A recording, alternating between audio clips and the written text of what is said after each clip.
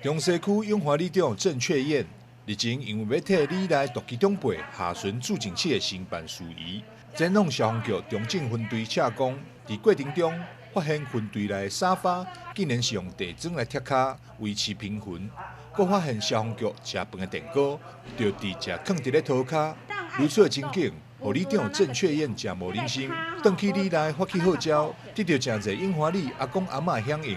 经结合附近的永华宫、中庆市以及甘本堂做伙来关心。我已经台南市已经做52档的义消啊，即马直接做95年，直接退休去到大队，直接退休大队中队之后退休了，到去大队，即马伫中队做顾问，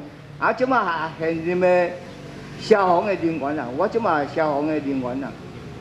啊，拢我一生。就是消防啦，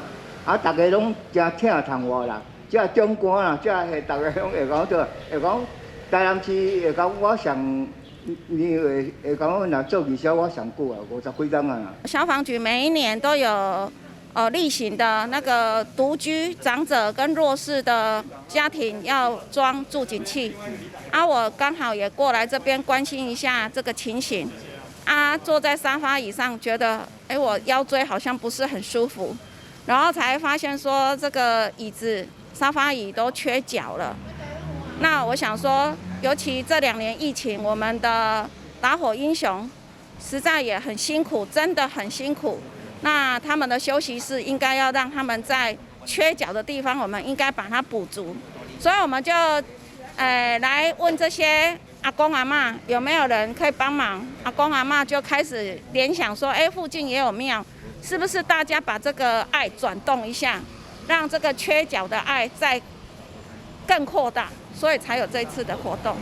警力有限，名利无穷。对着永华里陈水团以及中庆市永华宫甘本堂的热心关怀，区长汪庆龙也特别代表市长王伟霆前来致意。消防局中正分队也回敬感谢状，感谢大家付出。今天捐赠沙发组非常我们感谢我们永华里的里长，还有重庆市的主委、永华宫的主委，还有甘本堂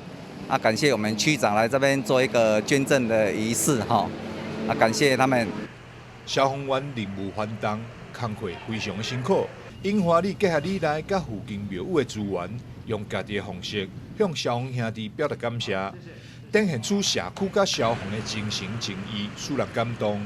台南新闻张秀维采访报道。